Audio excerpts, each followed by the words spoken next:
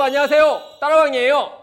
여러분 2년 전에 한 기사를 봤는데 타이틀이 젓가락 면접이라는 타이틀이었어요. 이게 뭐지 하고 봤더니 여러 서류를 심사한 다음에 최종 면접을 보는 사람들이 마지막 테스트만 남겨놓고 있었어요.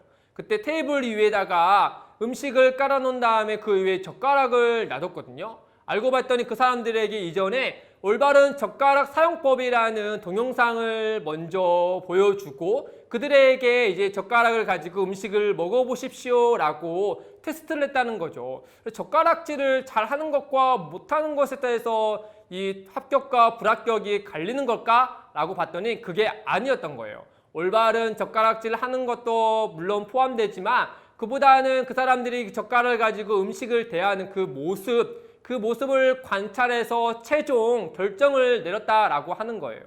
여러분 이 젓가락 면접을 본 이 회사는 어떤 회사일까요? 소프트웨어를 만드는 회사일까요? 아니면 자동차를 만드는 회사일까요? 아니면은 어떤 기계를 만드는 회사일까요? 맞아요. 바로 음식을 만들어서 파는 회사였던 거예요. 식품 회사였던 거죠. 알고 봤더니 이 회사의 철학과 방향성은 우리나라 민족의 그런 고유의 음식의 문화를 대중화시키는 데 앞장서겠다라는 그런 자부심과 철학을 가지고 나아가는 회사였던 거죠. 그래서 이 맥락에 맞는 이 방향과 철학에 맞는 사람들을 뽑기 위해서 이런 젓가락질 바로 면접을 봤다라고 하는 거예요. 이 외에도 여러 회사와 또 여러 사람들은요, 사람을 뽑을 때는요, 자신의 생각과 또 회사의 생각과 방향에 맞는 사람을 뽑기 마련이죠. 여러분, 이렇다면 하나님도 마찬가지였던 거예요. 하나님도 이스라엘 백성들 가운데 그 나라의 백성들을 다스릴 자를 뽑을 때 하나님도 하나님의 마음과 또 그의 뜻에 맞는 자를 선택하는 것이 마땅하지 않겠어요? 그런데 오늘요, 하나님이 자기의 마음에 맞는 자를 택했을 때요, 매우 충격적이고 파격적인 결정을 하는 것을 볼 수 있어요. 어떤 일이 있었냐?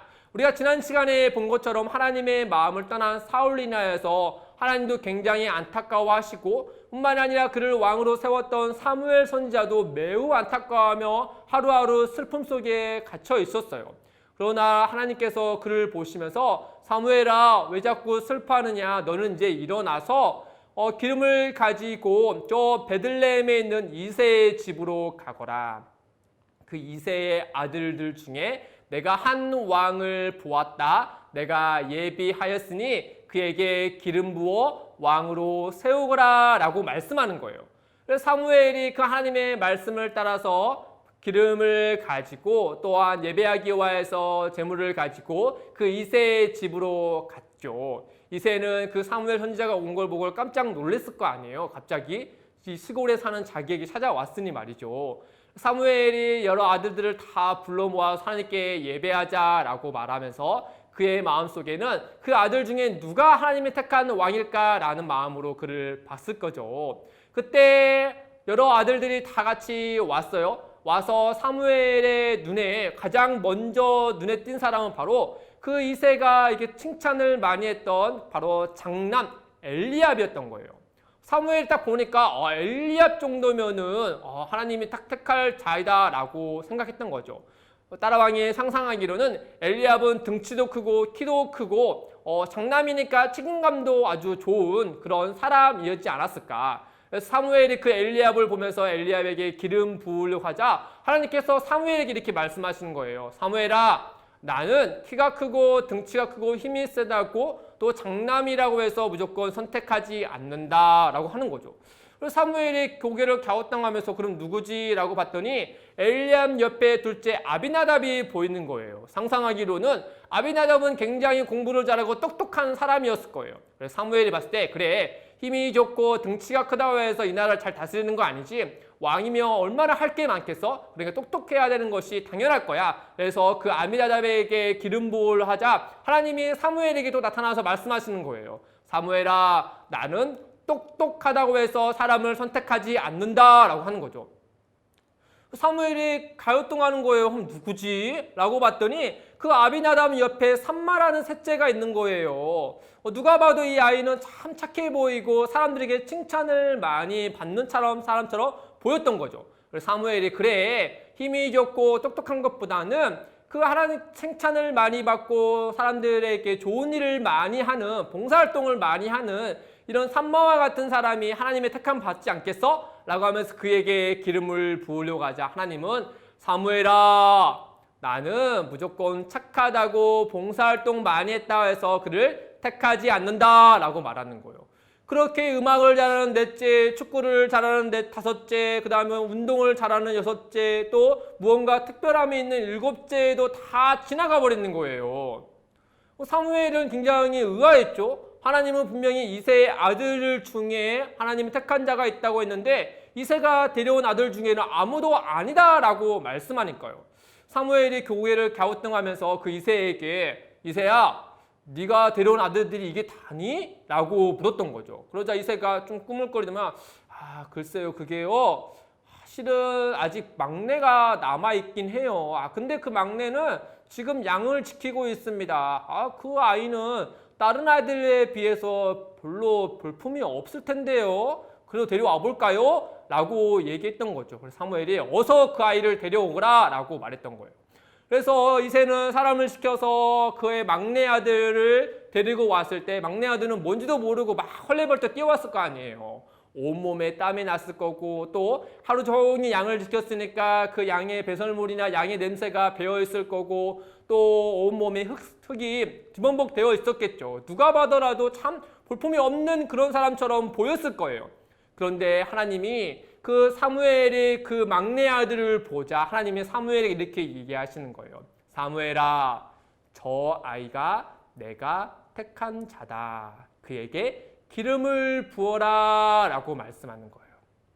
여러분도 알고 있다시피 그 아이가 바로 이새의 막내 아들 다윗이었던 거예요. 사무엘이 그 막내 아들 다윗에게 기름을 부을 때요, 그 주변에 어떤 일이 벌어졌겠어요? 그 이새와 그의 아들들 7명이 정말 어이가 없다는 투로 그를 쳐다봤을 거 아니에요. 키도 크고 등치도 큰 엘리압도 아니었고요, 똑똑한 삼마도 아니었고요, 또 봉사활동을 많이 했던 다른 아미나답도 아니었고 그 누구도 아니었는데 그 볼품 없는 그저 양치기에 불과한 막내 다윗에게 기름을 부었으니 얼마나 어이없이 쳐다봤겠어요. 왜 그랬겠어요? 누가 보더라도 저 다윗보단 자신들이 낫다라고 생각했기 때문이겠죠.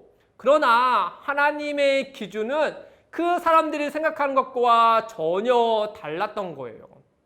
하나님은 사무엘에게 이르기를 사무엘아, 나는 사람이 보는 것과 같이 그들을 판단하지 않는다. 사람들은 외모를 보고 판단하지만 나는 그 사람의 중심, 마음을 보고 판단한단다 라고 했던 거예요. 여러분, 도대체 다윗의 마음은 어떤 마음이었기에 온 만물을 다스리시는 진정한 왕이신 하나님의 마음에 딱 맞는 사람이었을까요? 물론 다윗이 어떤 마음을 가졌다라고 우리에게 이야기해 주지 않아요. 다만 마음이라는 것은 가만히 있는 것이 아니라 항상 움직이게 마련이거든요. 어딘가를 향해서 가기 마련이에요. 그러니까 예를 들어서 온 바닥이 하얀 눈으로 뒤덮어 있을 때 사람이 지나가면 그 눈바닥에 뭐가 남아있죠? 발자국이 남아있잖아요. 흔적이 남기 마련이에요. 마찬가지로 마음도요, 항상 움직이는데요. 그 마음 우리가 볼 수 없지만 마음은 항상 흔적을 남기게 마련이거든요. 다윗이 남긴 마음의 흔적은 무엇이었을까? 성경을 찾아보니까요, 다윗은 첫 번째는요, 하나님을 늘 찬양하기를 기뻐했던 사람이었어요. 시편이 150편이 되는데 그 중에 3분의 1 이상이 다윗이 쓴 시였던 거죠. 하나님을 찬양하기를, 수금으로 연주하며 하나님을 찬양하기를 기뻐했던 사람이 바로 다윗이었던 거예요. 그 마음에 하나님을 찬양하기를 기뻐했던 거죠. 두 번째는요, 바로 다윗이 골리앗과 싸우기 전에 사울에게 한 이야기를 보면 알 수 있어요. 다윗이요 사울에게 이르기요, 자신은요 그 양들을 잡아먹기 위하여서 다가왔던 곰과 사자로부터 피하기보다는 목숨 걸고 하나님께 도우심을 받아서 그 양과 그 사자와 그리고 곰을 무찔렀다라고 말씀하시잖아요. 그리고 그 양들을 지켰다라는 그 다윗의 모습을 봤을 때 그의 마음은 자기에게 맡겨진 그 양들조차도 자기의 목숨을 바치서라도 끝까지 지키고자 하는 그 마음을 가진 사람이 바로 다윗이었던 거죠. 하나님은 그런 다윗의 마음을 보시고 내 마음에 맞는 자라고 말씀하셨던 거예요. 하나님의 마음에 맞는 자. 하나님이 우리에게 바라시는 마음은 딱 두 가지죠.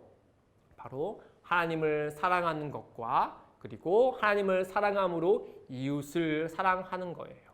다윗은 찬양하기를 기뻐하며 하나님을 사랑하는 사람이었고 또 자기에게 주어진 그 양들조차도 자기의 목숨을 바쳐서라도 지키고자 하는 그 마음. 즉 하나님께서 이스라엘 자기 백성을 그에게 맡기시더라도 자기의 목숨을 바쳐서라도 그 백성을 사랑하여서 잘 다스릴 자로 하나님은 다윗의 마음을 보신 거예요. 물론 그 다윗의 마음이 다윗 스스로가 만든 건 아닐 거예요. 하나님이 다윗에게 하나님을 사랑하는 마음을 주시고 또 이웃을 사랑하는 마음을 주셨겠죠. 그러나 다윗은 그 하나님의 마음에 주신 것을 잘 간직하고 잘 기를 수 있도록 열심히 하나님 앞에 바르게 살아갔던 사람이 다윗이었던 거예요. 하나님은 그를 보며 기뻐하시고 하나님의 뜻을 이루자라고 생각하시고 그에게 기름을 부었던 거예요. 여러분 우리도 마찬가지죠. 하나님은 그 당시뿐만 아니라 지금도 하나님 나라 가운데 우리를 하나님의 제자로 부르셨잖아요. 예수 그리스도 안에서 우리를 하나님의 제자로 부르셔서 우리에게도 역시 마찬가지로 하나님을 사랑하고 이웃을 사랑하여서 하나님 나라의 아름다운 일꾼으로 세워지기를 바라시죠. 그러니 우리도 하나님이 주시는 하나님을 사랑하는 마음과 이웃을 사랑하는 그 마음을까지 잘 지키고 또 바르게 잘 길러서 하나님의 아름다운 일들을 행할 수 있는 사랑하는 우리 친구들 되기를 주님의 이름으로 축복합니다. 여러분 하나님의 마음을 합당한 자로 살아가기를 원합니다. 알겠죠? 안녕.